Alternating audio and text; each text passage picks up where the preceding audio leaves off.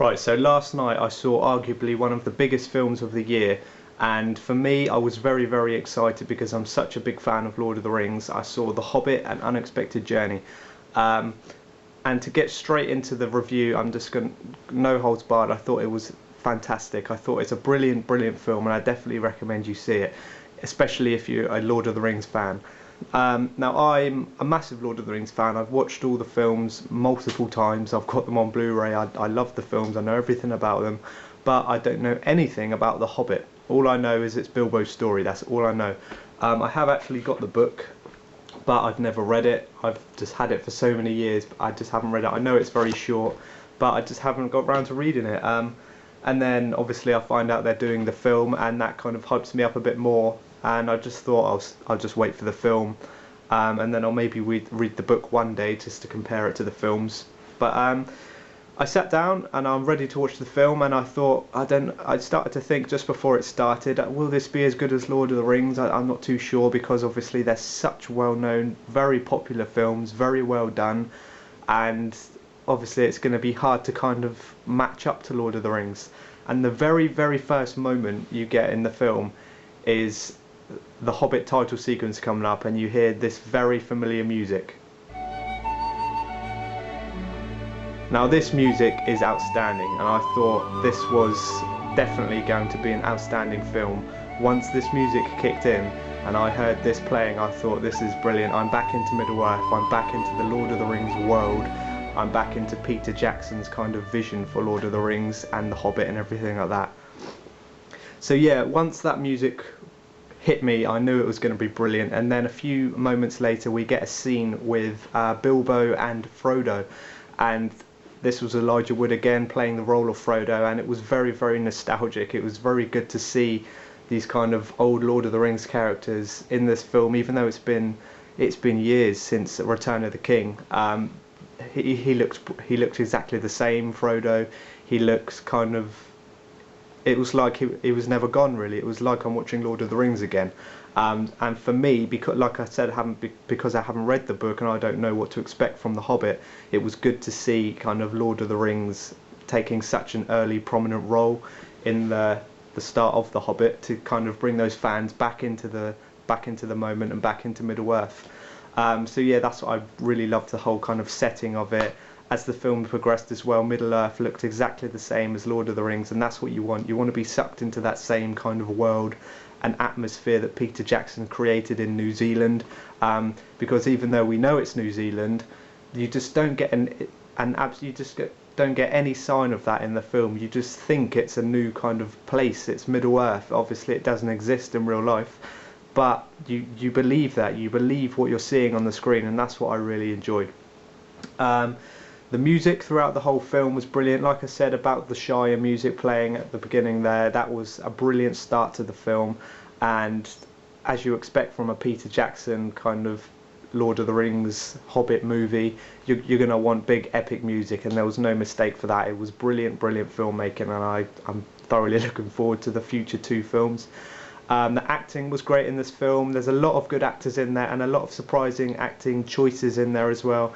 If you're from the UK, you're going to recognise a lot of the people in this film, which is very good. It's a very British actor-dominated film, which is good for British actors, really.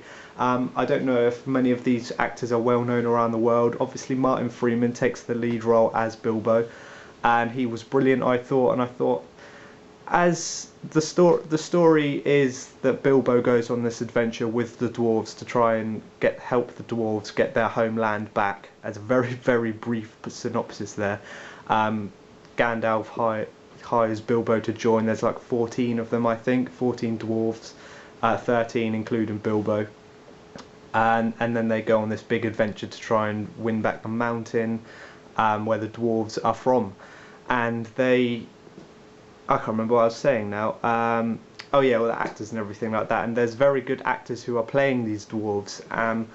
There's James Nesbitt, who's very well known in the UK. I don't know if he's well known around the world at all, but in the UK he's very, very popular. He's been in popular things such as Cold Feet. I can't remember. There's more.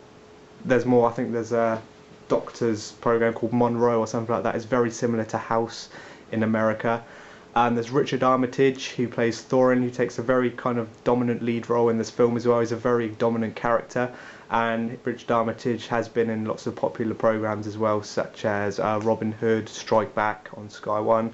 He's also been in Captain America, the film, so he's no stranger to Hollywood. But all of these British actors, they've stepped up to the mark. They're obviously used to the small screen, and I think they stepped up to the big screen really well, and each played their part very, very well, and I thought, I can't fault any of the acting in this. I thought it was brilliant.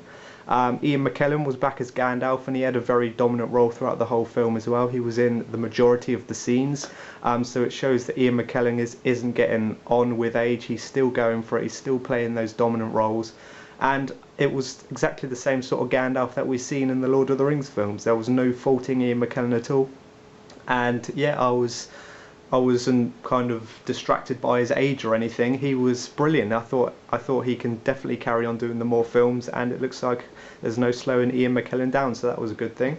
I thought maybe one little down point of the whole film, I thought they were a bit too much on the CGI. I thought, because in the Lord of the Rings films, all of the orcs and everything like that are real actors dressed up in makeup and everything like that, and there still is that in this film.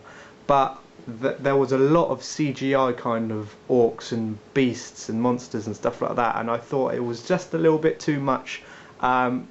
Nothing to fault the film, that was just my kind of personal little gripe. I thought I came to expect it really, because obviously Lord of the Rings was made, they started to make that about 11 years ago now, and it's 2012 now, where CGI is such a dominant force in filmmaking.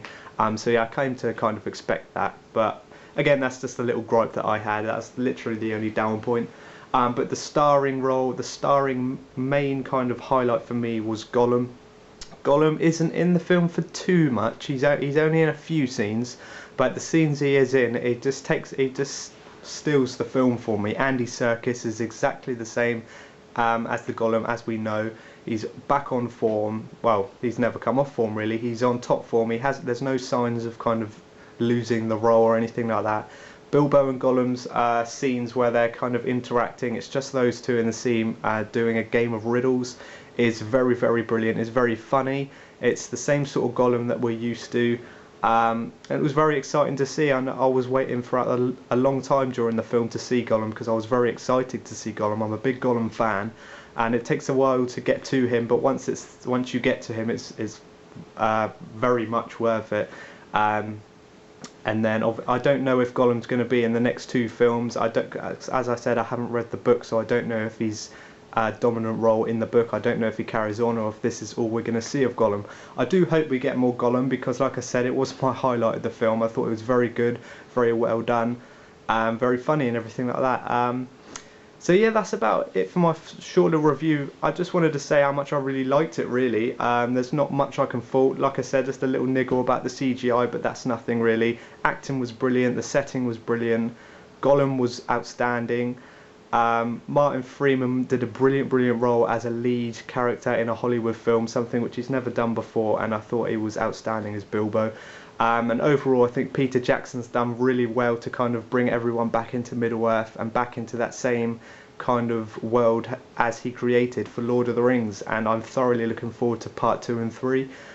So yeah, that's just my review. Drop down in the comments what you thought of the film if you've seen it. And yeah, that's about it for my review. So thanks for watching, and I'll see you in my next video.